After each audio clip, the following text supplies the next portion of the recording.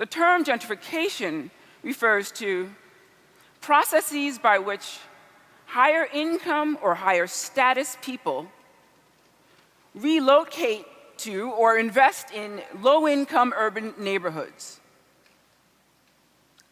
These neighborhoods have historically been disinvested by both the public and private sector. And so as higher income people move to these areas, it's typically to capitalize on the low property values. In doing so, they inflate property values, displace low-income people, and fundamentally alter the culture and character of the neighborhood. Part of the issue is that there are different ways of thinking about displacement. There is both indirect displacement and direct displacement. We also describe indirect displacement as exclusionary displacement. But first I'll address the direct displacement. So imagine that you've been living in a neighborhood 5 years, 10 years. You've been paying anywhere between $18 and $2,000 a month. And then suddenly your landlord tells you that when your lease is up in 60 days, your rent's going up to $3,000. When faced with a 50 to 65% increase in rent, what do? Most people have no choice. They have to leave. That's direct displacement. Exclusionary displacement is actually more insidious. By that, I mean, well, think of it this way.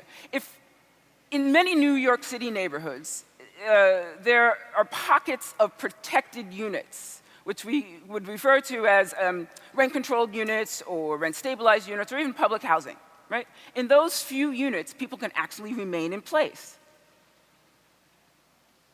So exclusionary displacement then refers to the sense of isolation that people feel when their family and friends have been displaced.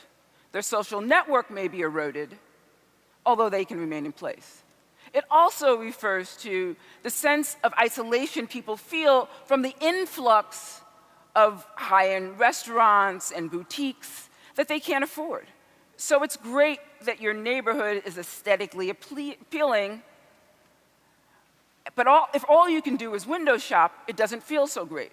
Again, another point that causes different forms of contestation.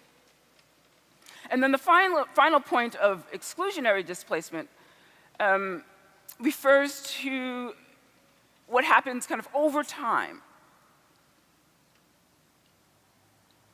Over time, what we notice is that even people in the protected units decide to leave. And well, it may be their own decision. They have agency in leaving. They're leaving because the neighborhood feels unfamiliar. Their community feels unfamiliar. So you can imagine how all of these processes start to create conflicts on the ground. The third point with regard to gentrification that I want to mention is that gentrification is fundamentally a social justice problem. It's not a quasi-collective good in which most people benefit, only a few are made worse off. It's quite the contrary. I think you all are quite familiar with our real estate market, and in cities like New York, they're increasingly becoming destinations for investment in luxury real estate. At the same time, average New Yorkers can't afford to remain in place. And some people describe this process, or they look at this inflated real estate market as a boon for the city, right? The tax revenue, property tax revenue is going up.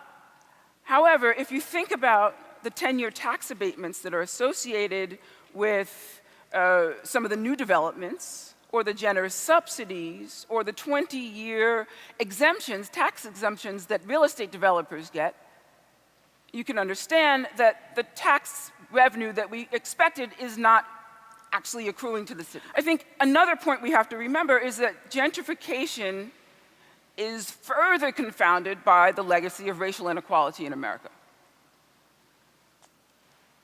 The neighborhoods that are gentrifying across the country are disproportionately occupied by Black and brown people.